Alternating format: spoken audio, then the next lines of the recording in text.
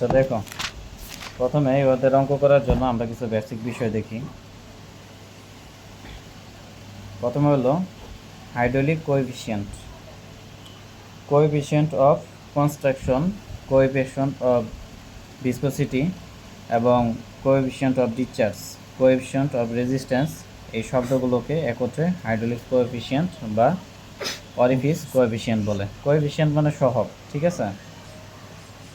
এখানে ক্ষেত্রফলের জন্য একটা সহগ আছে, তারপরে ভেলোসিটির জন্য বা বেগের জন্য একটা সহগ আছে, নির্গমনের জন্য একটা সহগ আছে, আবার রেজিস্ট্যান্স বা প্রতিরোধের জন্য একটা সহগ আছে।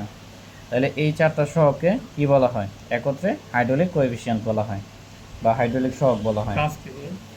কাজ করে দেখো, এখানে আসো। এরপরে বলছে যে পানির জেট। পানির জেট কোনো ছিদ্রের মধ্য দিয়ে অবিরামভাবে পানি বের হয়ে আসা যাওয়া অথবা প্রবাহিত হওয়ার পানির ধারাকে পানির জেট বলে।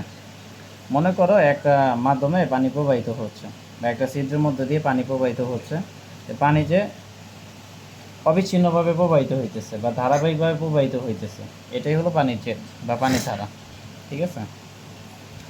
তারপরে দেখো ভ্যানা কন্ট্রাক্টর। এখানে বলছে যে ধরি একটি ট্যাঙ্কের গায়ে একটি অরিফিস আছে। অরিফিস বলতে বোঝায় যে ধরো এটা একটা ট্যাঙ্ক, এই ট্যাঙ্কের ভিতর একটা ছিদ্র আছে, এই ছিদ্রটাকে অরিফিস বলে, ঠিক আছে। এটা হলো পানির ট্যাঙ্ক, আর এখানে যে ছিদ্র আছে এই ছিদ্রটার নাম কি? অরিফিস। আর এই যে পানির যে ফ্লো আছে বা ধারা আছে এটাকে পানির জেট বলে। জেট বলে, হ্যাঁ। আর এখানে ট্যাঙ্ক লেখছে, এটা ট্যাঙ্ক। হ্যাঁ। আর এই ছিদ্রটাই হলো অরিফিস। এখন দেখো অরিফিসের মধ্য দিয়ে এর চারদিক হতে পানি বের হওয়ার জন্য ধাবিত হয়। এটা আমরা জানি যে এখানে একটা ছিদ্র আছে, ছিদ্রের ভিতর দিয়ে পানি প্রবাহিত হবে। কতগুলো কণা জি বলো? এই যে আমরা এই টাঙ্কি ইউজ করি উপরে ছাদে, ওই এরকমই আর কি। হ্যাঁ, টাঙ্কিতে ট্যাপ ইউজ করে না, বা পানির লাইন ইউজ করে। পানির লাইনটা যে বাইরে যে লাইন যে ইউজ করি এই ছিদ্রটা হলো অরিফিস, আর পানির যে পাইপ ইউজ করি এটা নাম হলো মাউথপিস, ঠিক আছে। পানির পাইপটা কি সিলিন্ডার আকৃতির, এটা মাউথপিস। এটা দেখাচ্ছি। এখন দেখো অরিফিসের মধ্য দিয়ে চারদিক হতে পানি বের হওয়ার জন্য ধাবিত হয়। কতগুলো কণা প্রথমে অরিফিসের মধ্য দিয়ে যাওয়ার জন্য নিচু হয়, পরে তা অরিফিসের মধ্য দিয়ে প্রবাহিত হয়। অরিফিসে প্রবেশ করার সময় কণাগুলো কিছু শক্তি হারায়। আচ্ছা, এটা বলতেছি কেন হারায়। ফলে বের হওয়ার পর জেটের ক্ষেত্রফল কমে যায়। এখানে বলছে একটি সেকশনে জেটের ক্ষেত্রফল সবথেকে বেশি কমে যায় এবং কণাগুলো পরস্পর সমান্তরাল হয়। যে সেকশনে ক্ষেত্রফল সবথেকে কম হয় তাকে ভ্যানা কন্ট্রাক্টর বলে। এটি সিসি দ্বারা প্রকাশ করা হয়। মানে এখানে বলছে যে, ভালো করে বুঝো, প্রথম কথা হলো যে কণাগুলো প্রথমে অরিফিসের মধ্য দিয়ে যাওয়ার জন্য নিচু হয়ে যায়। মানে এখানে যখন পানিগুলো আসবে তখন কি এটা অরিফিসে যাবে, হ্যাঁ। পরে তা অরিফিসের মধ্য দিয়ে প্রবাহিত হয়। তারপরে এখানে কি হবে, এই পানিগুলো অরিফিসের মধ্য দিয়ে প্রবাহিত হবে। মানে প্রথমে এইভাবে আসবে, আসার পরে কি এদিক থেকে প্রবাহিত হবে, ঠিক আছে। এইভাবে অরিফিসে প্রবেশ করার সময় কণাগুলো কিছু শক্তি হারায়। শক্তি কেন হারায়? এখন দেখো এখানে যে পানির কণাগুলো আছে, ঠিক আছে, এই পানির কণাগুলো একটা নির্দিষ্ট বিভব শক্তিতে আছে বা নির্দিষ্ট স্থিতি শক্তিতে আছে। এখন কণাগুলো যখন এখান থেকে নিচের দিকে প্রবেশ করবে তখন আস্তে আস্তে কি স্থিতিশক্তি কমবে। কেন কমবে? স্থিতিশক্তি বলতে আমরা বুঝি যে ভূমি থেকে নির্দিষ্ট একটা দূরত্ব, মানে স্থিতিশক্তির সূত্র হলো mgh। এম এর মান কি নির্দিষ্ট, জি এর মানও নির্দিষ্ট। তার মানে বিভব শক্তি বা স্থিতিশক্তি নির্ভর করে এইচ এর উপর। কণা, এখানে যে পানির কণা আছে এটা যদি উপর থেকে নিচের দিকে নেমে যায় তাহলে উচ্চতা যত কমবে শক্তি কি তত হারাবে। মানে বিভব শক্তি কমে যাবে, গতিশক্তি বৃদ্ধি পাবে। এটা আমরা বার্নৌলি সূত্রতেও দেখছিলাম, ঠিক আছে। তাহলে আশা করি এই বিষয়টা বুঝতে পারছো। ফলে বের হওয়ার পর জেটের ক্ষেত্রফল কমে যায়, ঠিক আছে। এখানে যখন পানিটা বের হবে, বের হওয়ার পরে দেখো এই যে এখানে একটু ক্ষেত্রফলটা কমপ্রেস আছে বা একটু সংকুচিত হয়ে গেছে, ঠিক আছে। মানে এখান থেকে যখন এইখানে পানিটা বের হবে, বের হওয়ার সময় দেখবা যে এখানে ক্ষেত্রফলটা একটু কমপ্রেস হয়ে যাবে বা সংকুচিত হয়ে যাবে। হওয়ার পরে আবার পানি ছড়াই যাবে বা চারদিকে বিক্ষিপ্তভাবে কি ছড়াই যাবে। তাহলে এই যে কম্প্রেসিভ এরিয়া, এই কম্প্রেসিভ এরিয়াকেই বলে ভ্যানা কন্ট্রাক্টর। কি বোঝা গেছে? এটাই মানে পানি প্রথমে কি সিটের ভিতর দিয়ে প্রবেশ করবে, করার পরে তো চারিদিকে ছড়ে যাবে। হ্যাঁ তো প্রবেশ করার সময় এদিকে যখন বেরোবে দেখবা যে পানি একটু মানে এখানে যে জেট আছে, জেট মানে পানির ধারা, এটার যে এরিয়া বা ক্ষেত্রফল এটা একটু কমপ্রেস হয়ে যাবে, মানে সংকুচিত হয়ে যাবে। এই সংকুচিত যে অবস্থা এটাকে কি বলে? ভেনা কন্ট্রাক্টর বলে। ভেনা কন্ট্রাক্টর দ্বারা মূলত কি জেটের ক্ষেত্রফলকে বোঝায়, কম্প্রেসিভ এরিয়াকে বোঝায়। ঠিক আছে, তাহলে এটা বুঝছো কি না? জি ভাই। আচ্ছা, তাহলে এই ভেনা কন্ট্রাক্টরকে সিসি দ্বারা প্রকাশ করা হয়। অরিফিসের সমতল পৃষ্ঠে জেটের D/2 দূরত্বে ভেনা কন্ট্রাক্টর সৃষ্টি হয়। এটা একটা নির্দিষ্ট মান আছে। মানে ডি দূরত্বে। হ্যাঁ, জেটের D/2 দূরত্বে। এটা যে নিজ পৃষ্ঠতল থেকে হ্যাঁ, পৃষ্ঠতল থেকে, অরিফিসের পৃষ্ঠতল থেকে, অরিফিসের সমতল পৃষ্ঠ। পৃষ্ঠ থেকে- অরিফিস সাধারণত ধরো বৃত্তাকার বা আয়তাকার ছিদ্র হয়। ঠিক আছে, তো যদি বৃত্তাকার বা আয়তাকার ছিদ্র হয়, ধরলাম আয়তাকার, তাহলে এটার পৃষ্ঠ কি এতটুক, তো এই পৃষ্ঠ থেকে D/2 দূরত্বে সৃষ্টি হবে। সৃষ্টি হবে। হ্যাঁ। মানে পৃষ্ঠতল ওরিফিস থেকে জিনিসটা কি ভাই? এটা ছিদ্র। অরিফিস হলো ছিদ্র, আর ছিদ্রের ব্যাস হলো D। ঠিক আছে, ধরো অরিফিস হলো একটা কি গোলাকার ছিদ্র, এই যে এখানে একটা গোলাকার ছিদ্র আছে, তো এই ছিদ্রের ব্যাস হলো এখান থেকে এই পর্যন্ত D। তাইলে এই যে ব্যাস আছে, এই ব্যাস এখানে কি পানি আস্তে আস্তে বেরোবে, বেরোয়ার পরে D/2 দূরত্বে ভেনা কন্ট্রাক্টর সৃষ্টি হবে। মানে যতটুকু ব্যাস থাকবে ব্যাসের অর্ধেক দূরত্বে ভেনা কন্ট্রাক্টর সৃষ্টি হবে। সৃষ্টি হবে। ঠিক আছে, এটা বুঝতে পারছি। থিওরিটিক্যাল একটা মান। বুঝতে পারছি। তাহলে কথা বুঝতে পারছো? হ্যাঁ, অনেক বিষয় সাধারণত বৃত্তাকার হয়, তবে বৃত্তাকার বাদেও আমরা অন্য ধরনের আকৃতিও নিতে পারি। এটা আমরা নিতে পারি, বাট অরিফিসটা সাধারণত কি বৃত্তাকার হয়।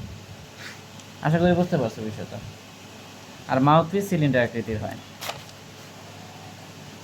তারপরে দেখো সংকোচন সহগ, যেটাকে এসি দ্বারা প্রকাশ করা হয়। এসি মানে কোএফিশিয়েন্ট অফ কনস্ট্রাকশন। কনফ্রাকশন। ঠিক আছে, তাহলে দেখো জেটে ভেনা কন্ট্রাক্টর ক্ষেত্রফল এবং অরিফিসের ক্ষেত্রফলের অনুপাতকে সংকোচন সহগ বলে। মানে এই যে এখানে যে পানির জেট আছে, এই পানির জেটটা কি এখানে কম্প্রেসিভ হয়েছে, তাহলে এই কম্প্রেসিভ এরিয়া এবং এই যে অরিফিসের ক্ষেত্রফল, এই দুইটার অনুপাতকে কি বলবো? সংকোচন সহগ বা এসি।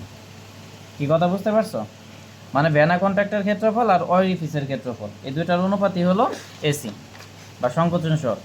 তারপরে বেগের সহগ, যেটা ভেনা কন্ট্রাক্টর প্রকৃত বেগ, মানে ওই যে কম্প্রেসিভ যে এরিয়া আছে ওইটার প্রকৃত বেগ, অ্যাকচুয়াল ভেলোসিটি। আর অরিফিসের তাত্ত্বিক বেগের অনুপাতকে বেগের সহগ বলে। তারপরে নির্গমন সহগ, প্রকৃত নির্গমন এবং তাত্ত্বিক নির্গমনের অনুপাতকে নির্গমন সহগ বলা হয়। এগুলা পরীক্ষায় প্রশ্ন হিসেবে আসবে।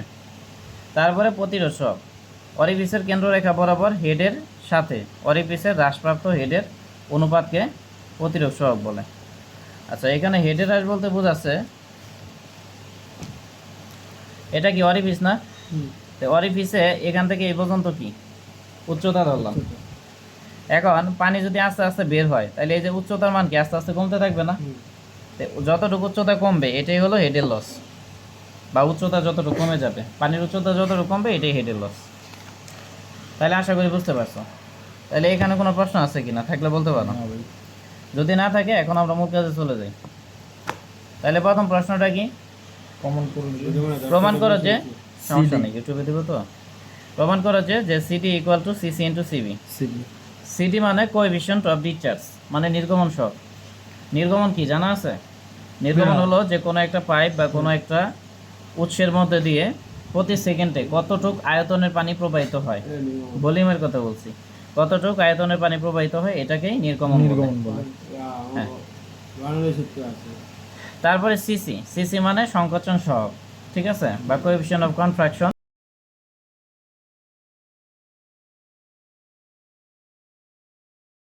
ভেলোসিটি। হ্যাঁ। ভেলোসিটি। বেগের সহগ, coefficient of velocity. Coefficient of velocity. এখন এই প্রমাণটা করার জন্য প্রথমত আমরা লিখবো যে মনে করি সিডি নির্গমনের সহগ, সহগ। সিসি হলো সংকোচন সহগ, আর সিবি হলো বেগের সহগ। বেগের সহগ। বাংলাতে লিখছি আমরা। জি ভাই। এসি হলো জেটে ভেনা ভেনা কন্ট্রাক্টর কন্ট্রাক্টরের ক্ষেত্রফল, আর এটিএইচ হলো অরিফিসের ক্ষেত্রফল। ভিএসি হলো জেটে ভেনা কন্ট্রাক্টর বেগ, আর ভিটিএইচ হলো তাত্ত্বিক বেগ। কিউএসি হলো প্রকৃত নির্গমন, আর কিউটিএস হলো তাত্ত্বিক নির্গমন। এটা তো ভাই মনে রাখতে হবে এগুলো। হ্যাঁ, এখানে দেখো কিছু সূত্র আছে, এই সূত্রগুলো আমাদের মনে রাখতে হবে। যেমন প্রথমে সিবি, এটা সূত্র কি হবে? BTS by BAC. মানে আচ্ছা, এখানে এটা হবে না, সিবি ইজিক্যাল টু হবে বিএসি ডিভাইডেড বাই বিটিএইচ। এক কথায় প্রকৃত বেগ এবং তাত্ত্বিক বেগ এই দুইটার অনুপাতকেই বেগের সহগ বলা হয়। কি তাকবীর, বুঝে গেছে? প্রকৃত বেগ এবং তাত্ত্বিক বেগ বা থিওরিটিক্যাল বেগ। বি মানে ভেলোসিটি, এ মানে একুরেট ভেলোসিটি বা প্রকৃত বেগ। বি মানে ভেলোসিটি, টিএস মানে থিওরিটিক্যাল মানে তাত্ত্বিক বেগ। এই দুইটার অনুপাতকেই কোএফিসিয়েন্ট অফ ভেলোসিটি বা বলে। বেগের সহগ বলে। তারপরে সিডি, সিডি মানে কোএফিসিয়েন্ট অফ ডিসচার্জ বা নির্গমন সহগ। ঠিক আছে, এটার সূত্র হলো কিউএসি মানে প্রকৃত নির্গমন ডিভাইডেড বাই কিউটিএইচ মানে তাত্ত্বিক নির্গমন। হ্যাঁ, সূত্র এগুলো হলো সূত্র। এই সূত্রগুলো আমাদের কি রাখতে হবে, মনে রাখতে হবে অঙ্ক করার আরেকটা ক্ষেত্রে। তো মনে আছে ভাই, সূত্রগুলো এই সংজ্ঞা থেকে কিন্তু তৈরি করছি, সংজ্ঞাগুলো যে বুঝাইলাম, হ্যাঁ হুম। এই সংজ্ঞাগুলো থেকেই সূত্রগুলো তৈরি করছি। মানে এই সংজ্ঞা থেকেই এই হ্যাঁ। সূত্রটি আসে। সূত্র বইতে লেখা নেই। যে বেগ দিয়ে বই ত্বরণ সংজ্ঞা করে দিছে, ত্বরণ বাট বসে থাকে, সরাসরি তো velocity সূত্র of- দেয়নি। তারপরে সিসি, সি3 সূত্র হলো এসি ডিভাইডেড বাই কি এটিএইচ। ভাই এসি মানে কি জিনিসটা? এসি হলো কম্প্রেসিভ এরিয়া। কম্প্রেসিভ এরিয়া কার থাকে? Vena contractor. আর এটিএইচ হলো অরিফিসের ক্ষেত্রফল বা থিওরিটিক্যাল ক্ষেত্রফল। ঠিক আছে, এই আর কি। এখন দেখো তাহলে এই যে বিষয়গুলো বললাম, এই বিষয়গুলো আমরা ধরে নিচ্ছি। এখন আমরা জানি নির্গমনের সহগ CD equal to accurate discharge মানে প্রকৃত নির্গমন ডিভাইডেড বাই কি থিওরিটিক্যাল নির্গমন। এখন আমরা আবার সূত্র জানি যে কিউ ইজিক্যাল টু এবি, এটা জানি কি না? তাহলে Q equal to A V নিলাম। এই হ্যাঁ, তাহলে এর জন্য এসি নিলাম আর ভির জন্য কি বিএসি নিলাম। বিএসি মানে আমরা জানি নির্গমন ইকুয়াল টু ক্ষেত্রফল গুণন কি বেগ। যেহেতু আমরা এখানে প্রকৃত নির্গমন বের করতেছি, সেজন্য প্রকৃত ক্ষেত্রফল নিব। প্রকৃত ক্ষেত্রফলটা কি হবে? ভেনা কন্ট্রাক্টর ক্ষেত্রফল ইন্টু হলো প্রকৃত বেগ। প্রকৃত বেগ মানে কি ভিএসি। তারপরে কিউটিএইচ, কিউটিএইচ মানে থিওরিটিক্যাল নির্গমন। তাহলে থিওরিটিক্যাল নির্গমনের সূত্র কি? থিওরিটিক্যাল ক্ষেত্রফল ইন্টু থিওরিটিক্যাল বেগ। তাহলে থিওরিটিক্যাল ক্ষেত্রফলটা হলো অরিফিসের ক্ষেত্রফল আর থিওরিটিক্যাল বেগটা কি? অরিফিসের বেগ। এখন বলো, এই কিউএসির বদলে কি ভিএসি রাখছে? মূল সূত্র হলো Q equal to AV. AB AB. তাহলে এখানে কিউ ইকুয়াল টু এভি নিস। হুম। এখন কিউ এর সাথে কি এসি আছে? এসি মানে কি? অ্যাকুরেট ডিসচার্জ বা প্রকৃত নির্গমন। যদি প্রকৃত নির্গমন হয় ক্ষেত্রফলও প্রকৃত হবে আর কি বেগটাও প্রকৃত হবে। তারপরে আবার আমরা জানি ডাবল সি আইলো কেন? কোনটা ডাবল সি এসি আর না, বিএসি বিষয়টা বুঝো নাই তুমি। দেখো এবি, কিউ এখানে সমান এবি। নির্গমন ইকুয়াল টু ক্ষেত্রফল গুণন বেগ। হ্যাঁ, তাহলে আমরা এটাই লিখছি যে নির্গমন কিউ ইকুয়াল টু ক্ষেত্রফল গুণন বেগ। এখন এখানে যেহেতু কিউএসি প্রকৃত নির্গমন, তাইলে ক্ষেত্রফল কি প্রকৃত হবে? এই প্রকৃত ক্ষেত্রফল মানে ওই যে ভেনা কন্ট্রাক্টর ক্ষেত্রফল মানে এসি। তারপর হলো প্রকৃত বেগ। প্রকৃত বেগ মানে কি? ভিএসি বা ভেনা কন্ট্রাক্টর বেগ। কথা বুঝছো কি না? বুঝো নাই? দাও খাতা দাও।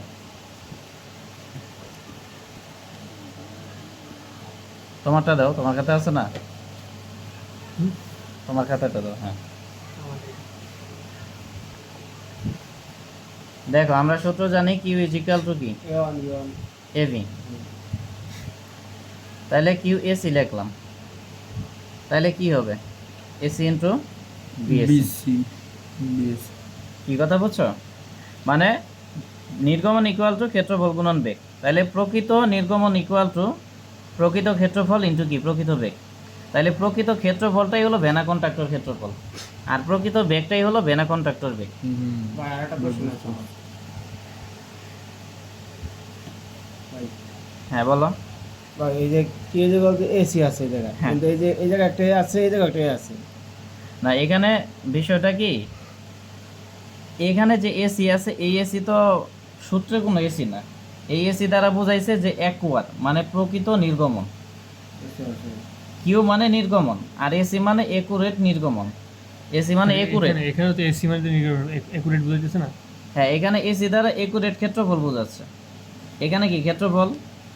এখানে আমরা ক্ষেত্রফল নিছি, ক্ষেত্রফল এর সাথে সি নিছি, এসি দ্বারা বোঝাচ্ছে এখানে ভেনা কন্ট্রাক্টর ক্ষেত্রফল মানে প্রকৃত ক্ষেত্রফল। আর তারপরে এই বি এর জায়গায় আমরা বিএসি নিছি, ঠিক আছে? বেগ বেগ অ্যাকুরেট। হ্যাঁ, অ্যাকুরেট বেগ মানে অ্যাকুরেট নির্গমন ইকুয়াল টু অ্যাকুরেট এরিয়া বা অ্যাকুরেট ক্ষেত্রফল ইনটু হলো অ্যাকুরেট বেগ বা অ্যাকুরেট ভেলোসিটি। কি বোঝা যায়? প্রশ্ন থাকলে বলতে পারো। এসিটা মূলত অ্যাকুরেট বুঝাচ্ছে সেখানে। এসি দ্বারা অ্যাকুরেট বোঝাইছে, এসি কিন্তু সূত্রে কিছু না। সূত্র মূলত এখানে সূত্র মূলত কিউ ইকুয়াল টু এবি, এটা হলো মেইন সূত্র। এবার বুঝছি এটা হলো মেইন সূত্র, Q is equal to AB, ঠিক আছে? আর এখানে কিউ এসি দ্বারা প্রকৃত নির্গমন, আর প্রকৃত বেগ আর হলো- প্রকৃত ক্ষেত্রফল, প্রকৃত বেগ। কি বোঝা গেছে? জি ভাই। এই আর কি। তাহলে এই যে আমরা এটা নিলাম। আবার একইভাবে যদি কিউ টি এইচ এর মান বের করি এখান থেকেই, তাহলে কি থিওরিটিক্যাল এরিয়া ইনটু কি TH থিওরিটিক্যাল ভেলোসিটি। বিটিএস। কি বোঝা গেছে? জি ভাই। এই জন্য আমরা এটা নিছি যে theoretical area into theoretical velocity. Velocity. তারপর S1 AC বাই ATH আলাদা আর BC আলাদা করে নিলাম, BC বাই BTH আলাদা করে নিলাম। একটা করে ক্ষেত্রফলের সাথে ক্ষেত্রফল নিলাম আর বেগের সাথে কি বেগ নিলাম। এখন দেখো এই যে AC বাই ATH এটার পরিবর্তে কি CC নিতে পারি না, এই জন্য এটার পরিবর্তে CC নিলাম। আর BSC বাই BTH, ঠিক আছে, বদলে ভাই এটার পরিবর্তে আমরা CB নিতে পারি, এই জন্য CB নিলাম। হ্যাঁ। এক কথায় সংকোচন সহগের সংজ্ঞা কি? ভেনার কন্ট্রাক্টর ক্ষেত্রফল ডিভাইডেড বাই কি অরিফিসের ক্ষেত্রফল। অরিফিসের এই দুইটার অনুপাতকেই তো সংকোচন সহগ বলে বা কোএফিসিয়েন্ট অফ কি কনফ্র্যাকশন। তারপরে বেগের সহগ, বেগের সহগের সংজ্ঞাটা কি? যে প্রকৃত বেগ এবং তাত্ত্বিক বেগ বা ভেনা কন্ট্রাক্টর বেগ এবং কি তাত্ত্বিক বেগ, এই দুইটার অনুপাতকে কি বলে? বেগের সহগ বলে। ব্যাগের সব বলে। এই জন্য আমরা এইটুকুগুলো শুধু মানগুলো বসাই দিলাম। তাহলে অতএব আমরা লিখতেই পারি যে সিডি ইজ ইকুয়াল টু কি সিসি ইনটু সিবি। সিবি। তাহলে এখানে দেখো, এখানে প্রশ্ন থাকলে বলতে পারো। না ভাই আমি পারবো। এদের উপর সমস্যা ছিল ক্লিয়ার এটা ইজি আছে ভাই। হ্যাঁ, ইজি করে নিতে হবে, ঠিক আছে? যদি এরকম দেওয়া বইয়ে দেখো অনেক পেঁচাইছে, এত পেঁচানো দরকার নাই, এগুলো অনেক জটিল করছে। ছোট্ট প্রমাণটা অনেক বড় করে এটা করছে। মানতে উঠে তারপর এটা করে দিই। আর এগুলো অবশ্যই ধরে নিতে হবে। বইয়ে দেখো যেটা করা উচিত ছিল সেটা করে নেই, ঠিক আছে? মানে এটা কিন্তু লেখা উচিত ছিল, এটা না লিখলে তোমাদের মার্ক কাটবে, মার্ক দিবে না, ঠিক আছে? তো এটা তারা লেখে নাই, এই আর কি। তাইলে এটা আশা করি বুঝতে পারছো। এখন দেখো এরপরে আমরা দ্বিতীয় প্রমাণে যাই। প্রমাণ করে যে কোএফিসিয়েন্ট অফ ভেলোসিটি মানে বেগের সহগ equal to AC square by root over 4/h। তাইলে এই প্রমাণটা করার জন্য আমাদের কাজ হলো যে আমরা একটা পানির ট্যাঙ্ক নিব। কি নিব? এটা কি ভাই পানির ড্র ট্যাঙ্ক। করতে হবে চিত্র? হ্যাঁ, চিত্র আঁকতে হবে এখানে। যদি রচনামূলক হয় তাহলে চিত্র আঁকতে হবে, রচনামূলক না হলেও আঁকতে হবে, কারণ বুঝতে পারবে যেটা না হ্যাঁ, চিত্র ছাড়া এটা সম্ভব না। তাহলে চিত্র আঁকলাম, এখানে আমরা একটা সোর্স নিলাম, এই সোর্স থেকে কি ট্যাঙ্কের উপর পানি দিতেছি। তারপরে দেখো এখানে অরিফিস আছে, আমরা ধরে নিলাম যে পানির মুক্ত তল থেকে মানে পানির উপরিতল থেকে এই পর্যন্ত উচ্চতা হলো এইচ, এইচ। ঠিক আছে? আর এখানে সিসি দ্বারা কি কম্প্রেসিভ এরিয়া বা ভেনা কন্ট্রাক্টর ক্ষেত্রফল। এখন আমরা যে এখানে পানি নির্গমন করতেছি, পানি দুই ধরনের দূরত্ব অতিক্রম করবে। কয় ধরনের দূরত্ব? দুই ধরনের। দুই ধরন। ধরো আমরা যখন ট্যাঙ্ক থেকে পানি নির্গমন করব, ধরো এখানে অরিফিস আছে, তো পানিটা কি এইভাবে আসবে না? এইভাবে আসতেছে মানে কি এটা ভার্টিক্যাল দূরত্ব অতিক্রম করতেছে এবং কি হরাইজন্টাল দূরত্ব অতিক্রম করতেছে। মানে আনুভূমিকভাবে দূরত্ব অতিক্রম করতেছে, আবার কি উলম্বভাবে দূরত্ব অতিক্রম করতেছে। এই জিনিসটা আমার একটা জিনিস আমার একটু বলতে ভার্টিক্যাল হরিজন্টাল মাথায় রাখতে হবে ঠিক করে। Vertical। কোনটা লম্বা কোনটা সোজা এই জিনিসটা হরিজন্টাল হাত, হাত কোন দিকে থাকে? ডানে বামে থাকে। হরিজন্টাল হাত হাত কি ডানে বামে থাকে? তার মানে Vertical আবার হরিজন্টাল মানে কি ডানে বামে, আর উপরে নিচে তাহলে ভার্টিক্যাল। হরিজন্টাল মানে হাত। হ্যাঁ, এই জিনিসটা অনেক মাথায় হ্যান্ড হরিজন্টাল, হাত হ্যাঁ। এই হ্যান্ড হরিজন্টাল হ্যান্ড হরিজন্টাল। তাহলে দুই ধরনের দূরত্ব। হ্যাঁ, overheat। আমাদের ভাই ওই যে ওয়েল্ডিং এ আছে এটা। আচ্ছা তাহলে দেখো এখান থেকে এই পর্যন্ত কি এক্স আর এখান থেকে এই পর্যন্ত ওয়াই। কি বুঝতে পারছো? জি ভাই। 6 ইয়ার্স। আচ্ছা তাহলে দেখো এখন এই পানিটা কি দুইটা দূরত্ব অতিক্রম করতেছে, একটা হলো হরিজন্টাল দূরত্ব আর একটা কি ভার্টিক্যাল দূরত্ব। ভার্টিক্যাল একটা খাড়া আর একটা লম্বা। তাহলে আমরা লিখবো যে মনে করি চিত্র হতে অঙ্কিত ট্যাঙ্কটি এইচ ইকুয়াল টু অরিফিসের কেন্দ্র হতে তরলের উচ্চতা। এক কথায় এখানে যে অরিফিসের ছিদ্র আছে এই ছিদ্রের সেন্টার, এই সেন্টার থেকে তরলের মুক্ত তল পর্যন্ত উচ্চতাকে এইচ ধরলাম। এই ধরা হয়েছে। হ্যাঁ, আর সিসি হলো ভেনা কন্ট্রাক্টটা। ঠিক আছে, সিসি মানে কি কম্প্রেসিভ এরিয়া বা এই ভেনা তো মাঝখানে কন্ট্রাক্ট। আছেন না, মাঝখানে মানে এখানে অরিফিসে একটা কি ছিদ্র, এই ছিদ্রের মাঝখান থেকে একবারে পানির মুক্ত তল পর্যন্ত উচ্চতাই হলো এইচ। তারপরে দেখো এখানে জেটের আনুভূমিক বেগ ভি আছে, যার উপর ত্বরণ কাজ করে। ত্বরণ অবশ্যই কাজ করবে। ধরি জেটে একটি তরল কণা টি সেকেন্ডে সিসি হতে পি বিন্দুতে সরে গেল। মানে আমরা ধরলাম যে এখানে পানির একটা কণা এই কম্প্রেসিভ এরিয়া থেকে কোথায় আসলো, এই পি বিন্দুতে আসলো। পি এখানে আমরা একটা বিন্দু ধরে নিছি বা কি করছি, কল্পনা করছি। কি কথা বুঝছো? এখন পি বিন্দু যদি কল্পনা করি, পি বিন্দুর সাপেক্ষে এই পানি কতটুকু দূরত্ব অতিক্রম করছে, এখান থেকে এই ভেনা কন্ট্রাক্টর থেকে এই পর্যন্ত, তার মানে এক্স পরিমাণ দূরত্ব অতিক্রম করছে। আর এখান থেকে এই পর্যন্ত কি ওয়াই পরিমাণ দূরত্ব অতিক্রম করছে। মানে তুমি যদি হরিজেন্টালি ধরো তাহলে এখান থেকে এই পর্যন্ত এক্স পি পর্যন্ত, আর যদি ভার্টিক্যালি ধরো তাহলে এই যে উপর থেকে কি একবারে এই পর্যন্ত, তার মানে ওয়াই। কি কথা বুঝছো? তাইলে এখন দেখো এখানে লিখলাম x ইজিক্যাল টু সিসি হতে পি এর আনুভূমিক উপাংশ বা হরিজেন্টাল ডিস্টেন্স, আর y হলো সিসি হতে পি এর উলম্ব উপাংশ বা ভার্টিক্যাল ডিস্টেন্স। এখন সুতরাং দেখো মনে করো আমরা এখানে এমন একটা ব্যবস্থা করছি যে পাইপটা কি মানে পানিটা সরলরৈখিকভাবে যাচ্ছে, মানে পানিটা এইভাবে যাচ্ছে। এখানে অনেক বুঝার আছে, ভালো করে বুঝো, নাহলে কিন্তু হবে না। মনে করো আমরা এমন একটা ব্যবস্থা নিলাম শুধু হরিজেন্টাল দূরত্ব অতিক্রম করতেছে, ভার্টিক্যাল কোনো দূরত্ব অতিক্রম করতেছে না। এই ক্ষেত্রে পানির বেগটা কি হবে? এই ক্ষেত্রে পানির বেগটা সমবেগ হবে। সমবেগ হবে, এখানে কোনো ত্বরণের সৃষ্টি হবে না। তাহলে এই ক্ষেত্রে আমরা বলতে পারি কি x ইকুয়াল টু এটা তো ভাই তাহলে ধরা যায় যে পাইপের ভিতর দিয়ে পানিটা যাচ্ছে। হ্যাঁ, মানে তুমি কল্পনা করো পানিটা এমন ভাবে যাচ্ছে শুধু হরিজেন্টাল দূরত্ব অতিক্রম করতেছে, ভার্টিক্যাল কোনো দূরত্ব নাই। তো ভার্টিক্যাল যদি কোনো দূরত্ব অতিক্রম না করে এই ক্ষেত্রে অভিকর্ষ ত্বরণের প্রভাব থাকবে? থাকবে না। মানে গ্র্যাভিটেশনাল যে অ্যাসিলারেশন আছে বা অভিকর্ষ ত্বরণে থাকে, হ্যাঁ। আমি হরিজন্টালি যাই তাহলে এই ক্ষেত্রে কোনো প্রভাব থাকতেছে না। তাহলে পানির বেগটা কি সমবেগ হবে। তাইলে আমরা জানি কি সমবেগের ক্ষেত্রে s ইকুয়াল টু ভিটি। তাহলে s মানে x আর vt মানে vt। এই জন্য আমরা লিখছি যে সুতরাং x ইকুয়াল টু vt। তো এখান থেকে যদি তুমি t এর মানটা বের করে নাও তাহলে b কে এদিকে পাস করলে কি x এর সাথে ভাগ হয়ে যাবে, তার মানে t ইকুয়াল টু কি x বাই v। এরপরে তুমি চিন্তা করো যে শুধু ভার্টিক্যাল দূরত্ব অতিক্রম করবে, হরিজেন্টাল কোনো দূরত্ব অতিক্রম করবে না। মানে এখানে ছিদ্র আছে, ছিদ্র থেকে কি পানিটা এইভাবে আসবে নিচের দিকে এসে সরাসরি নিচের দিকে চলে যাবে, লম্বা আর যাবে না। তাহলে সরাসরি যদি নিচের দিকে আসে অবশ্যই এখানে অভিকর্ষ ত্বরণের প্রভাব থাকবে। জি ভাই, অভিকর্ষ ত্বরণের যদি প্রভাব থাকে আমরা কি জানি s equal to ut plus half at square.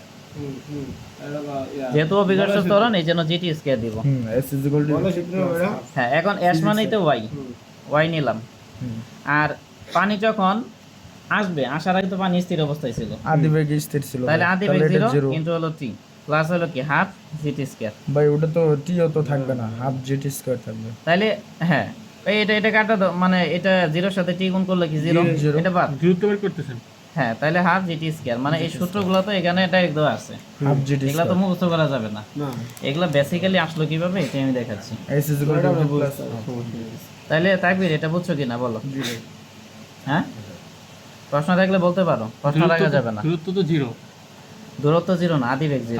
আদি বেগটা 0, তাহলে 0 এর সাথে t গুণ করলে 0ই হবে। এটা তো কম ছিল, আদি বেগটা তো মানে পানি যখন ফ্লো করবে, ফ্লো করার আগে তো পানি স্থির ছিল, তারপর তো তারপরে ফ্লো করছে, মানে প্রবাহিত হয়েছে আর কি। যেহেতু পানি প্রথম অবস্থায় স্থির ছিল বা স্টেবল ছিল, এই ক্ষেত্রে প্রাথমিক যে বেগ বা প্রাইম ভেলোসিটি এটা কি 0 হবে, এই জন্য 0 নিলাম। আর টি নিলাম, 0 এর সাথে টি গুণ করলে কি 0, তার মানে থাকলো কি হাফ gt স্কয়ার। আর s মানেই তো y, তাহলে s এর জায়গায় y নিলাম। কি কথা বুঝছো? এই জন্য আমরা লিখছি direct y equal to half gt square, মানে ডাইরেক্ট অ্যাকশন। তাহলে y নিলাম, হাফ নিলাম। হ্যাঁ বলো, প্রশ্ন থাকলে অবশ্যই বলো। এখানে প্রথমে হলো আপনি x সমান vt বের করছেন, সমদূরত্বের ক্ষেত্রে বের করছেন। হ্যাঁ, আর পরে যখন y তে গেছেন তখন কি আপনি ওখানে গ্র্যাভিটেশনাল অ্যাসিলারেশন মানে অভিকর্ষ ত্বরণ কাজ করবে। তার মানে কি আপনি নিচে আসতেছে ভার্টিক্যালি কি হিসাব করছেন এখানে? হ্যাঁ, এটাই তো দেখাইলাম, প্রথমে দেখাইলাম হরিজেন্টাল, তারপরে দেখাইলাম ভার্টিক্যাল। এটা শুধু ভার্টিক্যাল, এটাই আর কি। ঠিক আছে। তারপরে দেখো এখানে ওয়াই ওয়াই নিলাম, হাফ হাফ নিলাম, জি জি নিলাম, টি টি এর মান কি এক্স বাই বি, তাহলে এক্স বাই বি নিলাম, স্কোয়ার স্কোয়ার দিলাম, তাহলে এখন হাফ দিলাম, জি দিলাম, তাহলে এক্স এর সাথে স্কোয়ার করলে সি স্কোয়ার, বি এর সাথে স্কোয়ার করলে কি বি স্কোয়ার। এখন আমি এখানে টার্গেট হলো সিবি এর মান বের করব। তো সিবিটা কার সাথে সম্পৃক্ত, বি এর সাথে। সিবি মানে কি কোএফিশিয়েন্ট অফ ভেলোসিটি, আর বি মানে হচ্ছে ভেলোসিটি। এই জন্য আমাদের টার্গেট হলো বি এর মান বের করব, এই জন্য বি স্কোয়ার নিচে আছে, এটার উপরে নিয়ে দিলাম, ঠিক আছে। আর জি এর সাথে এস স্কোয়ার গুণ করলে জি এক্স স্কোয়ার, আর এখানে টু টু নিলাম, আর ওয়াইটা আছে উপরে, এটাকে নিচে নিলাম। তারপরে এখন বলো এখানে টি রাখার কারণ কি? এখানে টি এর মানটা আমরা বের করে নিছি, এই যে টি এর মানটা বের করে নিছি, হরিজন্টালে যখন পানিটা পাবো টি এর মানটা বের করার পরে এখানে টি এর মানটা বসাইছি। যদি তুমি টি এর মানটা বের না করতা তাহলে তো এখানে বসাইতে পারতো না। আর প্রমাণে তো এখানে কোনো টি নাই, প্রমাণে কোনো টি আছে, এক্স আছে, ওয়াই আছে, এইচ আছে, বাট এখানে তো কোনো টি নাই, এই জন্য টি এর মানটা আমরা বের করলাম। তারপর প্রশ্ন থাকলে বলতে পারো। আচ্ছা, যদি প্রশ্ন না থাকে, এখন বি এর মান যদি বের করে স্কোয়ারকে এদিক পাস করলে কি রুট হয়ে যাবে, এই জন্য আমরা স্কোয়ারকে পাস করে রুট করে দিলাম। করার পরে দেখো এখন এখানে আছে বি বা ভেলোসিটি, আর আমাদের বের করতে হবে সিবি এর মান। সিবি এর মান তো গণিত যেভাবে প্রশ্ন করবে উত্তর সেভাবেই হবে। এক কথায় সিবি এর মান বের করতে বলছে। সিবি ইকুয়াল আমরা কি জানি, অ্যাকুরেট ভেলোসিটি ডিভাইডেড বাই কি থিওরিটিক্যাল ভেলোসিটি। অ্যাকুরেট ভেলোসিটি হ্যাঁ, মানে প্রকৃত বেগ বাই হলো তাত্ত্বিক বেগ, এই দুইটার অনুপাতকে কি বলে, বেগের সহগ বলে। বেগের সহগ বলে। তাইলে এখন বিএসসি এর মানটা আমরা বের করে নিব। তাইলে এই দুইটা কি আর গুণ হয়ে যাবে, আর গুণ করলাম। এখন দেখো এখানে বিএসসি রাখলাম, সিবি রাখলাম, এখন বিটিএইচ এর মান বের করব। বিটিএইচ এর মানটা কি হবে দেখো, এখন দেখো থিওরিটিক্যাল বেগ, ধরো এই পানিটা উপর থেকে নিচে আসতেছে, তাহলে পানি যখন উপর থেকে নিচে আসবে, ধরে নিলাম যে বিটিএইচ বেগে আসবে, তাহলে এই ক্ষেত্রে আমরা সূত্র জানি যে B square is equal to U square plus 2gh। মানে এখানে আগে আমরা সূত্র পড়ছিলাম B square equal to U square plus 2gh। এই যে আমরা বি যে বের করি, এটা কি একটা ক্যালকুলেশন উপর বের করি, কিন্তু এটা যে এই প্রকৃত মান হবে এটা আমরা জানি। বিটিএইচ স্কয়ার আছে না? এর আগে আমরা 9 10 এর সূত্র কি পড়ছি, B square equal to U square plus 2gh। তো এখানে তুমি যে বি বের করো এটা ক্যালকুলেশন করে করো, তার মানে এটা থিওরিটিক্যাল মান। কথা বুঝছো? তো যেহেতু থিওরিটিক্যাল মান এই জন্য বিটিএস নিছি, ইউ বি জায়গায় বিটিএইচ আছে। বি এর জায়গায় বিটিএস নিছি, কারণ এটা থিওরিটিক্যাল মান। তাহলে B square equal to U square plus 2gh। তাহলে এখন ইউ এর মান কত বলো, 0, স্কয়ার প্লাস হলো 2gh, তাহলে হিসাব করলে কি 2gh। এখন যদি তুমি থিওরিটিক্যাল বের করো, তাহলে এই যে স্কয়ার আছে, স্কয়ারে এদিক পাস করলে কি হয়ে যাবে, রুট রুট হয়ে যাবে। তার মানে BTS is equal to root over 2gh। 2gh। জি ভাই বুঝতে কি কথা বুঝছো? জি। হ্যাঁ, লেখা কিন্তু কম লেখছি, কিন্তু এখানে বোঝার অনেক কিছু আছে। ওই যে আমি একটা কথা এই বলছি, সাইডে একটা হ্যাঁ সূত্রটা আর ওই সাইডে ওই যে একটা কথা বলছি যে প্রমাণ হয় মুখস্থ করবা, নয় বুঝলে ভালো করে বুঝবা, মাঝখানে থাকা যাবে না, মাঝখানে থাকলে বিপদ আছে, তাহলে পরীক্ষা লিখে আসতে পারবে না। অবশ্যই। এটাই। তাহলে দেখো এই বিটিএইচ এর পরিবর্তে রুট ওভার 2gh নিলাম। কি কথা বুঝছো? আচ্ছা, এখন দেখো তাহলে এই যে ভিএসসি, এই ভিএসসিটাকে আমরা ভি ধরে নিব, কারণ প্রশ্নে যে আমরা অঙ্ক করতেছি এখানে কিন্তু ভি ধরে নিই, এখানে কিন্তু ভিএসসি ধরে নিই। এই জন্য আমরা লিখবো যে অতএব বা অর্থাৎ V equal to VSC equal to এই যে এটা CB into root over 2gh। এখানে কোনো প্রশ্ন আছে কি না? না। আচ্ছা, এখন বি এর মান কি পাইছি এটা, তাহলে বি এর মান এটা বসাই দিলাম, এখানে যা আছে তাই নিলাম। নেওয়ার পরে দেখো ওয়াই হবে। আচ্ছা এটা নিলাম, এখানে একটা জিনিস হলো বি এবং বিএসসি সময় একই। হ্যাঁ হ্যাঁ BSC is equal to B. এখানে বি আছে, আর আমরা তো এই জায়গায় বিএসসি বিটা বলতে এখানে অ্যাকচুয়াল ভেলোসিটি, আর এখানে আমরা অ্যাকচুয়াল ভেলোসিটি কি ভিএসসি ধরছি। এন্ড প্রশ্নে তো ভিএসসি নাই, প্রশ্নে ভিএস, এইজন্য আমরা ধরে নিলাম যে বি ইকুয়াল ভিএসসি ইকুয়াল এটা। তাহলে এখন বি এর মানটা এখানে বসাই দিলাম, এখানে থাকলো। এখন আমার টার্গেট কি সিবির মান বের করা, তাহলে এখানে যা আছে তাই রাখলাম, আর এটা আছে উপরে, এটারে পাস করে নিচে চলে যাবে। এখন এখানে রুট কমন নিলাম, কমন নিলে কি উপরে থাকে gx স্কয়ার বাই 2y, আর নিচে কি থাকে 2gh। এখন দেখো তুমি যদি এটাকে ভাগ চিহ্ন ধরো, তাহলে এটা লব এটা হর, আবার যদি এটাকে ভাগ চিহ্ন ধরো তাহলে উপরেরটা লব নিচেরটা কি হর, হর। তো হরের সাথে হর কি হয়ে যায়, গুণ হয়ে যায়। গুণ হয়ে যায়। তাইলে লব কি জি এক্স স্কোয়ার, এটা লবের জায়গায় রাখো, আর এই যে হর আর এই যে হর এই দুইটাকে গুণ করে দাও। গুণ করে দিবি। বা সহজ কথায় যদি বলি এটাকে টেনে নিচে নামাই দিলাম। 2i এটা হলো বাংলা কথা, একবারে খাস বাংলা কথা। যদি এটা ম্যাথমেটিক্যালি ঠিক না, আমি মনে রাখার জন্য বললাম। আমি পরীক্ষায় এত চিন্তা করার সময় পাবো না। ম্যাথমেটিক্যাল ঠিক আছে। আচ্ছা তাহলে জি জি কাটা দিলাম, ঠিক আছে। তাহলে উপরে থাকলো এক্স স্কোয়ার, X আর 2 দুগুণা 4, তারপরে ওয়াই আর এক্স মিলে থাকলো। গেছে। ইজি।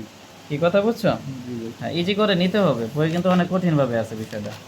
ভাই এটা দেখ মনে হলে অনেক- তাকালে আরো ভাই হ্যাঁ। মাথা উলাই দিবে। তাহলে আশা করি বুঝতে পারছো। জি ভাই। এরপরে আমরা পরবর্তী প্রমাণে যাব। Last one.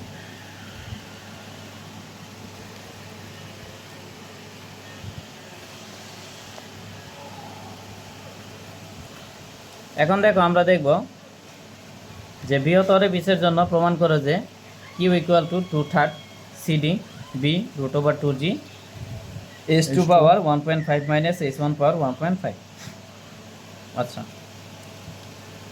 তাহলে এখানে আমরা একটা আয়তাকার অরিফিস নিলাম, আয়তাকার ট্যাঙ্ক নিলাম আর কি, এবং এখানে একটা অরিফিস নিলাম। এখন এখানে যে অরিফিস আছে এটার একটা সেকশন চিন্তা করে নিব, বা প্রস্থচ্ছেদ চিন্তা করে নিব, ঠিক আছে। মানে এখানে যে অরিফিস আছে এটাকে আমরা একবারে ক্ষুদ্র ভাগে ভাগ করব, ক্ষুদ্র ভাগে ভাগ করে একটা ক্ষুদ্র অংশ নিব। ক্যালকুলাসের নিয়ম কি, ক্যালকুলাসে ডিফারেন্সিয়েশনের সাহায্যে সাধারণত একটা ক্ষুদ্র বস্তুর হিসাব করা হয়। আর যখন আমরা ওই বস্তুটাকে ইন্টিগ্রেশন করে দিব তখন কি পুরো বস্তুর হিসাব পেয়ে যাব। মনে করো এই যে এটা একটা কলম, ঠিক আছে, তো এটা দৈর্ঘ্য ধরো 10 মিটার। তাহলে ক্যালকুলাসের নিয়ম অনুসারে আমরা এখান থেকে একটা ক্ষুদ্র অংশ কেটে নিব, তো নিয়ে এটার হিসাব করব কার মাধ্যমে, ডিফারেন্সিয়েশনের মাধ্যমে। তারপরে যখন এই ক্ষুদ্র অংশগুলো তুমি যোগ করে দিবা বা একটার সাথে একটা করে লাগাই দিবা তখন কি পুরো কলমে পরিণত হয়ে যাবে। তো এই যে ক্ষুদ্র অংশগুলোকে একত্রিত করে পুরো অংশের হিসাব বের করব, এটা কার মাধ্যমে করা হয়, ইন্টিগ্রেশনের মাধ্যমে। এক কথায় ডিফারেন্সিয়েশন মানে ভাগ করা, অন্তরীকরণ করা, ডিভাইড করে একটা ক্ষুদ্র বস্তুতে পরিণত করা এবং ওইটার হিসাব করা। আর ইন্টিগ্রেশনের কাজ হলো ওই যে তুমি ক্ষুদ্র বস্তুগুলা ভাগ করছো, সমানভাবে ভাগ করছো, তাইলে কি ওই সবগুলাকে যোগ করে দিবা, যোগ করে দিলে কি পুরো অংশের হিসাব পেয়ে যাবা।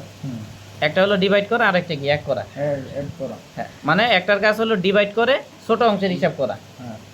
তারপরে ভাগ করে আরেকটার ছোট কাজ অংশের হলো হিসাব ওই করা। ছোট অংশকে কাজে লাগিয়ে পুরোটার হিসাব করা। পুরোটা হিসাব করা। জি ভাই।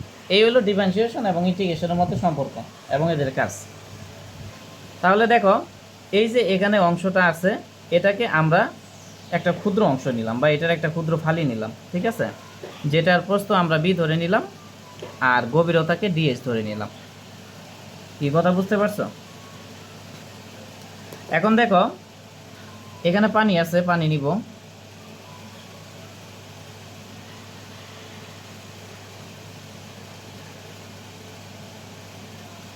পানি নিলাম, ঠিক আছে। তাহলে আমরা লিখবো যে সমাধানে মনে করি H1 অরিফিসের উপরে কিনা হতে তরলের উচ্চতা। মানে এটা হলো অরিফিসের উপরে তল, অরিফিসের উপরের তল থেকে পানির যে মুক্ত তল আছে এই পর্যন্ত উচ্চতা হলো H1। H2 হলো অরিফিসের নিচের কিনারা হতে তরলের উচ্চতা, মানে অরিফিসের নিচের কিনারা হতে একবারে পানির মুক্ত তল পর্যন্ত উচ্চতাকে H2 ধরছে।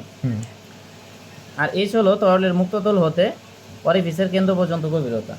এখানে যে H আছে ধরো অরিফিসের কেন্দ্র কি মাঝ বরাবর আসবে আর তরলের মুক্ততল কি এখানে, তাহলে এখান থেকে এই পর্যন্ত গভীরতাকে আমরা H ধরে নিচ্ছি। তাহলে এখানে কোনো প্রশ্ন আছে কিনা? না H2 হলো কি পুরাটা? H2 হলে নিচ থেকে, H1 হলে উপর থেকে, আর H হলে কেন্দ্র থেকে ওই ছিদ্র বা মাঝ বরাবর থেকে থেকে। এটা আর এই পাশে। নিচ থেকে উপর থেকে কেন্দ্র থেকে। হ্যাঁ, আর বি হলো অরিফিসের প্রস্থ, মানে এই যে এখান থেকে এই পর্যন্ত হলো বি, এখান থেকে এই পর্যন্ত। বি। তাহলে এই যে অরিফিসটা আছে এটাকে আমরা কেটে নিচ্ছি, কেটে একটা ক্ষুদ্র অংশে চিন্তা করছি, ঠিক আছে, ক্ষুদ্র অংশ বিবেচনা করছি। তাহলে অরিফিসের প্রস্থ কি বি, আর উচ্চতা এইচ এর পরিবর্তে আমরা ডিএস ধরে নিলাম যেহেতু ক্ষুদ্র অংশ। এইচ মানে কি উচ্চতা বা অরিফিসের উচ্চতা, আর ডিএইচ মানে কি একটা ক্ষুদ্র উচ্চতা। তাই ক্ষুদ্র উচ্চতা মানে এখানে ফালির উচ্চতা। কি কথা বুঝতে পারছো? জি ভাই।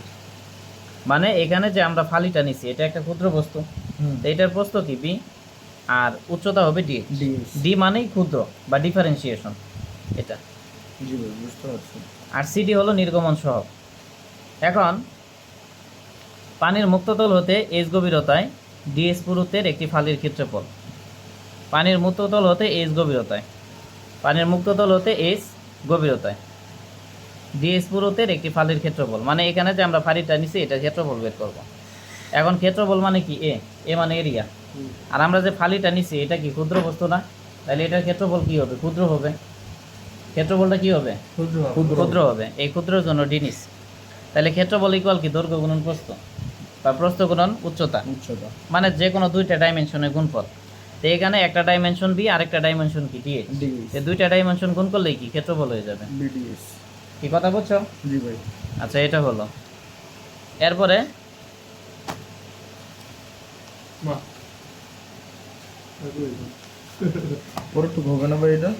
এরপরে দেখো এখানে, এখন আমাদের মূলত কাজ হলো যে এটা প্রমাণ করা। তো এটাকে প্রমাণ করতে চাইলে যে কোনো একটা ক্লু ধরে কাজ করতে হবে।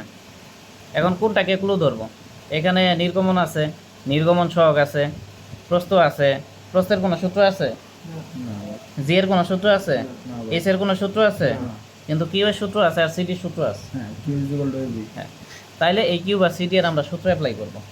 এটাই হলো ক্লু, মানে অঙ্কটা যে সমাধান করব এটাই হলো সমাধানের সিডি রাস্তা সূত্র জানি বিসি বা পথ। দেখো এখন সিডি হলো নির্গমন সহগ। আমরা জানি নির্গমন সহগ সিডি ইকুয়াল টু প্রকৃত নির্গমন বাই হলো তাত্ত্বিক নির্গমন। এখন প্রকৃত নির্গমন কি? Q AC. কিন্তু আমরা যেহেতু এখানে ক্ষুদ্র ফালির জন্য নির্গমন বের করতেছি, এই জন্য কিউ এসি না দিয়ে ডিকিউ দিচ্ছি। মানে এখানে যে ফালিটা আছে এটা কি ক্ষুদ্র অংশ, এটা নির্গমন হতে ক্ষুদ্র হবে, মানে প্রকৃত নির্গমনটাই ক্ষুদ্র হবে। এই জন্য আমরা কিউ এসি না দিয়ে ডিকিউ দিচ্ছি। আর তাত্ত্বিক নির্গমন কি? কিউ টিএস দিচ্ছি। কিউ জি ভাই। কিউ এসি না দিয়ে কিউ এসি না দিয়ে ডিকিউ দিচ্ছি, যেহেতু ফালি নির্গমন কি? ক্ষুদ্র। তো এই ক্ষুদ্রটা বোঝাইতে আমরা ডিকিউ দিচ্ছি। বা এটাকে এইভাবে লেখা যায় ডিকিউ এসি, কিন্তু এটা লেখাটা যেমন কেমন একটা বেখাপ্পা দেখায়, ডিকিউ এসি। এটা না লেখে আমরা শুধু ডিকিউ দিচ্ছি। কি কথা বুঝতে পারছো? প্রশ্ন থাকলে বলতে পারো। থাকবে? আচ্ছা, এখন সিডি দিলাম, ডিকিউ এর জায়গায় ডিকিউ রাখলাম। DQ দিলাম। তারপরে তাত্ত্বিক নির্গমন। তাহলে তাত্ত্বিক নির্গমনের সূত্র কি? আমরা একটু আগেই দেখছি যে তাত্ত্বিক নির্গমন ইকুয়াল টু তাত্ত্বিক ক্ষেত্রফল ইন্টু কি? তাত্ত্বিক বেগ। বেগ। তাত্ত্বিক ক্ষেত্রফল হ্যাঁ। হলো তাত্ত্বিক বেগ। যে তাত্ত্বিক ক্ষেত্রফলটাই হলো ফালির ক্ষেত্রফল। ঠিক আছে, তাত্ত্বিক যে ক্ষেত্রফল আছে এটাই কি? ফালির ক্ষেত্রফল। ক্ষেত্রফল। মানে তাত্ত্বিক ক্ষেত্রফল এটিএইচ, এটা না নিয়ে আমরা দিয়ে নিছি, যেহেতু এখানে ফালিটা কি? ক্ষুদ্র, আর এটার ক্ষেত্রফল কি? ক্ষুদ্র। ক্ষুদ্র। তাহলে এই জন্য আমরা দিয়ে নিছি। এটি এসে জায়গায় দিয়ে এটিএইচ এর জায়গায় দিয়ে নিছি, মানে আমরা এটা কি এমনি লিখতে পারতাম ডিএটিএইচ। ডি মানে ক্ষুদ্র ফালি, আর এ মানে ক্ষেত্রফল। ঠিক আছে, ডিএ মানে ক্ষুদ্র ফালির ক্ষেত্রফল, আর টিএইচ মানে কি? থিওরিটিক্যাল। তো এটা না লিখে আমরা শুধুমাত্র ডিএ লিখছি, মানে টিএইচটা লিখিনি। এটা লিখলে একটু বেখাপ্পা দেখা যায়, এই জন্য আমরা ডিএ লিখছি। কি কথা বুঝছো? জি ভাই। এরপর হলো তাত্ত্বিক ক্ষেত্রফল ভিটিএইচ, এই জন্য আমরা তাত্ত্বিক ক্ষেত্রফল ভিটিএইচ নিলাম। কি ওকে? আচ্ছা, এখন দেখো সিডি নিলাম, ডিকিউ নিলাম, তারপরে ফালির ক্ষেত্রফল ডিএ। ফালির ক্ষেত্রফল আমরা ডি এর মান কি পাইছি? বিডিএইচ। বিডিএস। এই জন্য এখানে আমরা বিডিএইচ। আর তাত্ত্বিক বেগ কিউটিএইচ, এটা আমি তাত্ত্বিক বেগ হলো বিটিএইচ। এটা আমি একটু আগে প্রমাণ করে দেখাইছি, এটার মান হলো √2gh। 2gh। তাহলে এটার মান √2gh নিলাম। এখন বলো এই পর্যন্ত কোনো প্রশ্ন আছে কিনা? না ভাই। প্রশ্ন নাই? ভালো করে দেখো, কারণ এরপর আরো ক্যালকুলেশন আছে, জটিল ক্যালকুলেশন। এখানে ভাই সূত্র বসাচ্ছেন, বাট ছোট ক্ষেত্রে ডি নেছে। যেহেতু ক্ষুদ্র ফালি মানে এখানে ডি নিব, ডি নিয়ে কাজ করব, এই জন্য ডি বসাই দিস। মানে ফালি যেখানে আছে সেখানে ডি বসাই দিস, সহজ কথা। এখন আমরা ডিকিউ এর মান বের করব। তো ডিকিউ এর মান যদি বের করি তাহলে এখানে কি? CD BDS √2gh। দেখো আমরা অনেকটাই প্রমাণের কাছাকাছি চলে আসছি। এই কথা বুঝছো? তাহলে এখন দেখো, এখন এই যে আমরা ডিকিউ এর মান বের করলাম, এটা তো মূলত একটা ক্ষুদ্র অংশ, মানে এখানে যে অরিফিস আছে এই অরিফিসের একটা ক্ষুদ্র অংশ বা ক্ষুদ্র ফালির জন্য নির্গমন। তা আমাদের বের করতে হবে কি? পুরা অরিফিসের নির্গমন। তো এই যে ক্ষুদ্র ফালিটা যে পাইছি এটা কার থেকে পাইছি? ভাগ করে অরিফিস থেকে পাইছি। তাহলে এটা কার মাধ্যমে পাইছি? ডিফারেন্সিয়েশনের মাধ্যমে বা ডি এর মাধ্যমে, ডিডিএক্স এর মাধ্যমে। এখন এই DTX কে যদি আমরা ইন্টিগ্রেশন করে দেই তাহলে কি পাবো? পুরা ফালির ক্ষেত্রফল পাবো। লাইক এই যে একটা কলমকে ভাগ ভাগ করা, আবার কি জোড়া লাগিয়ে পুরা কলমের পরিণত করা। ঠিক আছে, ভাগ ভাগ করছি মানে কি একটা অংশ, মানে ক্ষুদ্র ফালি, এটা নির্গমন। আর যখন ইন্টিগ্রেশন করে দিব তখন সবগুলো একত্রিত হয়ে যাবে, হয়ে কি হয়ে যাবে? পুরা কলমের মানে পুরা অরিফিসের নির্গমন। তাহলে এই জন্য লিখবো H1 ও H2 সীমার মধ্যে। এখানে দুইটা লিমিট দেখাইছি আমরা, একটা হলো H1 আরেকটা কি H2, দুইটা লিমিট H1 এবং H2। তাহলে আমরা লিখবো H1 এবং H2 সীমার মধ্যে নির্গমন Q1 ও Q2 হলে উভয় পক্ষে সমাকলন করে পাই। Q1 Q2 কোথা থেকে আসবে? Q মানে নির্গমন, Q1 মানে নির্গমন, Q2 মানে নির্গমন। এখানে উচ্চতার ভালো করে দেখো, উচ্চতার এখানে দুইটা লিমিট আছে, একটা H1 আর একটা কি H2। এই যে আমরা প্রশ্ন ধরে নিচ্ছি, তো H1 এর জন্য নির্গমন ধরলাম Q1 আর H2 এর জন্য নির্গমন ধরলাম Q2। হ্যাঁ, এটা ধরতে হবে, নাহলে ক্যালকুলাসের অঙ্ক হবে না। তাহলে উভয় পক্ষে সমাকলন করে পাই। তাহলে এখানে DQ আছে, ইন্টিগ্রেশন নিলাম, এখানে যা আছে এটার সাথে ইন্টিগ্রেশন নিলাম। এখন কথা হলো এগুলো আবার কোথা থেকে আসলো? এটা তো ভাই ইন্টিগ্রেশন। এখানে D আছে, D মানে ডিফারেন্সিয়েশন, আর Q মানে কি? নির্গমন। মনে রাখবা যে যেটার সাথে D থাকবে সেটাই চলক, আর চলকের জন্য কি অবশ্যই লিমিট হবে। ঠিক আছে, তো এখানে যেহেতু Q এর সাথে D আছে তার মানে Qটা কি? চলক। ঠিক আছে, তো এই ক্ষেত্রে তুমি যখন এখানে ইন্টিগ্রেশন নিবা দুইটা লিমিট বসাইতে হবে, একটা হলো আপার লিমিট আর একটা হলো লোয়ার লিমিট। তাহলে আপার লিমিট কি হবে? Q2, আর লোয়ার লিমিট হলো Q1। কি কথা বুঝছো? জি ভাই। আবার এখানে দেখো D এর সাথে H আছে, তাহলে চলক কে? চলক হলো H। তাহলে H এর লিমিট বসাইতে হবে। H এর জন্য আপার লিমিট H2 আর লোয়ার লিমিট কি? H1। এই জন্য আমরা এখানে H2 আর H1 নিচ্ছি। এটা কিন্তু এমনি আসে নাই। আমার কথা বুঝতে পারছো? প্রশ্ন থাকলে বলতে পারো। এখানে DQ আছে মানে Q চলক, তার মানে যখন তুমি ইন্টিগ্রেশন করবা তখন এখানে দুইটা লিমিট বসাইতে হবে। ডিফিনিট ইন্টিগ্রেশনের ক্ষেত্রে দুইটা লিমিট নিতে হবে, একটা হলো আপার লিমিট আর একটা হলো লোয়ার লিমিট। তাহলে আপার লিমিট Q2 ধরবো আর লোয়ার লিমিট Q1 ধরবো। ঠিক আছে, এটা ধরলাম। তারপরে এখানে DH আছে মানে H চলক, মানে যেটার সাথে D থাকবে সেটাই চলক। যেহেতু এখানে Hটা চলক, তার মানে এখানে H এর দুইটা লিমিট নিতে হবে, একটা হলো আপার লিমিট আর একটা লোয়ার লিমিট। তাহলে আপার লিমিট H2 নিলাম আর লোয়ার লিমিট H1 নিলাম। কি কথা বুঝতে পারছো? প্রশ্ন থাকলে বলতে পারো তোমার।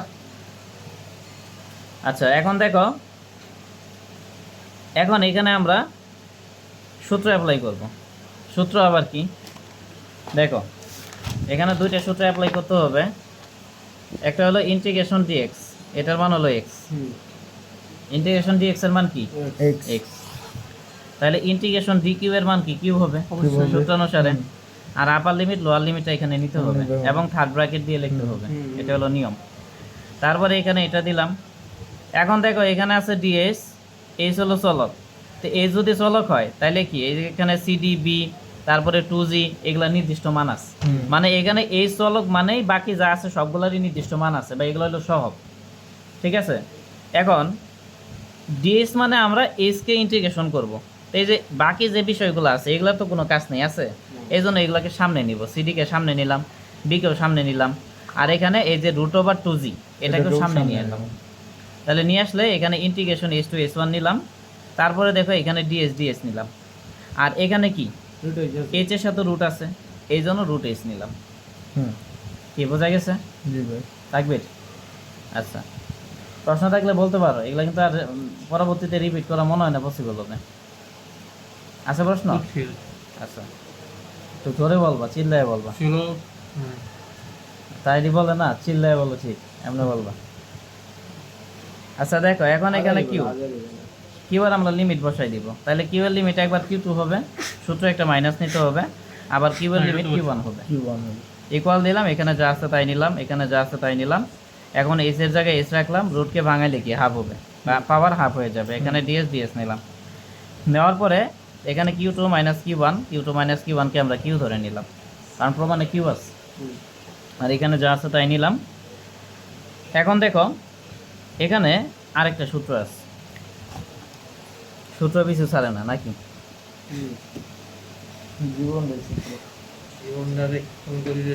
দেখো ইন্টিগ্রেশন x⁴n dx, এটা সূত্র হলো x⁴n+1 ডিভাইডেড বাই n+1। তাহলে এটা কি ফর্মুলা বা সূত্র? তাহলে এখানে দেখো এসকে আমরা এক্স ধরে নিব আর 1/2 কে এন ধরে নিব। তাহলে integration X to the power N DX, এটা সূত্র কি? X to the power N plus 1 divided by N plus 1। আর এখানে থার্ড ব্র্যাকেট ক্লোজ করব, আপার লিমিট এবং লোয়ার লিমিট বসাই দিব। বুঝছো কি না? এখন এখানে যা আছে তাই নিলাম, এখানে যা আছে তাই নিলাম, তারপরে এখানে এস নিলাম 1/2 প্লাস 1 হিসাব করলে 3/2, এটা হিসাব করলেও 3/2, যা আছে তাই নিলাম, এখানে যা আছে তাই নিলাম। নেওয়ার পরে দেখো এখানে আছে 3/2। তো এই 3/2টা কি? উপরে কোনো একটা কিছুর সাথে ভাগ অবস্থায় আছে, বা কোনো একটা সংখ্যার সাথে, এখানে ধরলাম এই যে একটা সংখ্যা 1-এর সাথে ভাগ অবস্থায় আছে। তাহলে 1/3/2, এটা ক্যালকুলেটর হিসাব করলে কি আসবে? 2/3 আসবে। বুঝে গেল। বোঝো নাই? এখানে ধরো মনে মনে একটা সংখ্যা 1 আছে আর নিচে আছে 3/2, তাহলে 1/3/2, এটা ক্যালকুলেটর হিসাব আচ্ছা, করলে আচ্ছা, 2/3 আসবে। হ্যাঁ। এই জন্য আমরা এই 2/3-কে সামনে লিখলাম একবারে, আর এখানে যা আছে তাই নিলাম। নেওয়ার পরে থাকে এইচ পাওয়ার 3/2, যেহেতু এটাকে বাইরে নিয়ে আসছি তাহলে এখানে থাকে কি এইচ পাওয়ার 3/2। এখন এইচ এর মান একবার এইচ টু ধরবো, এইচ টু ধরলাম, 3/2 রাখলাম, আবার সূত্রে মাইনাস নিলাম, আবার এইচ এর মান এইচ ওয়ান ধরবো, তাহলে এইচ ওয়ান ধরলাম, 3/2 নিলাম। তাহলে এইটাই প্রমাণিত। এখন প্রশ্নে 1.5 যদি থাকে, 3/2 মানে কি 1.5, 3/2 মানে 1.5, এটা একটু কষ্ট করে লিখে দিও তোমরা। আর ঠিক আছে। এই যে এই জায়গায় যে আপনি ধরছেন, ঠিক আছে, এতে